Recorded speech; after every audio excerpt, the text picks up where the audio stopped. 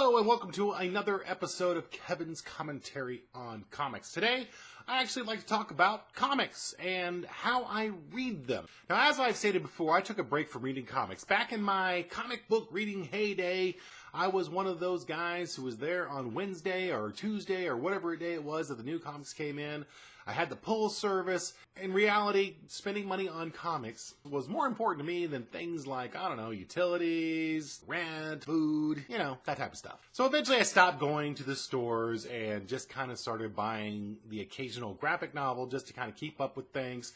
But overall, my comic book consumption really went down quite a bit. So along come these little things called tablets. Now, I'm an iPad owner myself, and I've got to tell you, I really prefer the digital version of a comic over the printed one. Now, the main reason for that, I just don't have room for these boxes anymore. I have about 30 long boxes right now of comics that I've collected over the years. They are just a pain. They're a pain to keep organized, they're a pain to find room for, and most importantly, they are a pain to move. Since obtaining the majority of my collection, I have probably moved about 8 to 10 times, and every time I've got to cart these big mother boxes with me. I remember one time I moved from Texas to California, and I had strapped about 15 to 20 long boxes on top of my Honda Civic, and I was worried that those things would be strewn across the highways of New Mexico as I drove halfway across the United States. When I first started reading, I used to pick up the comic and fold it over and read the one page, that the next page I couldn't see it because I didn't want to be spoiled about what was going to happen before. I mean, as you read a comic this way, you're maybe reading this page, but over here you see, oh my gosh, he's going to get killed. So I would fold it back over so I couldn't see it, and that really is a cardinal sin for any comic book collector because that just ruins the spine. But I remember specifically reading Alpha Flight number 12, and this is the one where Guardian gets killed, and there's a one panel that's that countdown scene where he's trying to fiddle with the suit to deactivate it so he doesn't blow up. I kept saying, no, please, let this be a fake out. Please let me Songbird, the one that dies, not Guardian. He's my favorite character. And I flip it over and boom, he explodes. Oh, spoilers. Where was I? Oh yeah, digital. So I got the Marvel Comics app on my iPad, and I started buying the collected editions. One of the great things about reading digitally is the panel-to-panel feature. So instead of seeing the entire page, and again, going back to what I was saying before, and seeing what's possibly going to happen in the future panels, you're really focused in on what's going on in that one panel. Love this feature, and I'm not sure I could go back to reading a regular comic again. Seriously. So I've been using the Marvel app for a little over a year or two, and I've been very happy with it. I wasn't really buying a whole lot. I would pick up a collected edition here and there. Then I discovered Marvel Unlimited. So this is a monthly subscription service that gives you access to thousands of Marvel comics at a monthly fee. It's like the Netflix of comics. So I find the issues I want, I stream them down to my iPad, and then I read them. No, I don't get to keep the comic, but in this digital world, having a physical copy of entertainment that you purchase is kind of a thing of the past. It's all about on demand. Going back to Netflix, I don't own any of the movies or the TV shows I watch on that, so what's the big deal if I don't own the comic? I just wish I started using this service earlier. I have noticed, however, that the quality on the Marvel Unlimited app not quite as good as the quality of the digital comics I have on the Marvel Comic app. Perhaps this is due to the streaming nature of the Marvel Unlimited app. I'm not really sure.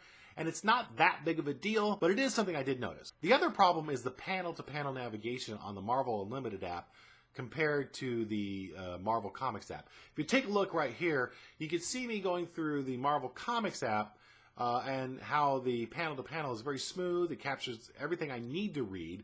But if you take a look at this version of the Marvel Unlimited panel-to-panel, it chops things off. Now, I did notice that seemed to be on the older comics, and as I progressed closer to current day, it got better. So maybe there was some sort of algorithm just to get things out on the first ones that they've since improved. Another issue is that on the Marvel Comics app, you have more options for how you wanted to view the page than you do on the Marvel Unlimited app. If you take a look right here, this is the Marvel Comics app, where I can actually say I want to look at the whole page, then go panel to panel, and before I go to the next page, I want to view the page again. But on the Marvel Unlimited app, you see all I really have is the option to switch to panel, or Smart Panel as they call it. I'm hoping that they will add this enhancement to the Marvel Unlimited app where I can look at the whole page, then go panel to panel, because I do think that enriches the whole reading experience. The other drawback is that the Marvel Unlimited app is not meant for people who are current on their comics. You aren't going to get the latest releases. They're usually running at least 6 months to up to a year behind. So if you want the latest issue of Spider-Man,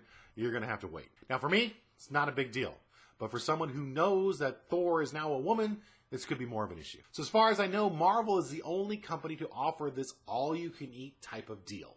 You can get digital comics from other publishers such as DC and Dark Horse, but you're paying comic to comic or collected edition to collected edition like I was doing on the Marvel Comics app. I know that Comixology has a great app and it does provide the panel-to-panel guided reading just like the Marvel app does, but again, it's issue to issue or a collected edition, not a monthly fee that allows you access to all this. But Comixology is more of a vendor of other publishers' product, so really it's the other publishers, I think, that need to initiate the subscription service. So a big thumbs up on digital comics. Now, I do want to say, I know this affects your brick and mortar comic book stores because you're not buying directly from them. And I did initially try to buy them through a comic book store website, but that was not as convenient as it is for me to just download it directly onto my iPad. So I am sorry about that, but I do kind of think this is the future. So having said that, maybe a little bit of a down note, sorry. I do love digital comics and especially the Marvel Unlimited subscription service. I wish DC would get on board with this because I still don't understand what the New 52 is or was or what happened prior to the New 52. You know what? We will dive into my issues with DC on a future episode. In the meantime, please like, comment, and most importantly, subscribe so you can see my tantalizing tidbits of totally trivial, tantalizing tidbits of totally trivial tirades. Until next time, thanks for watching.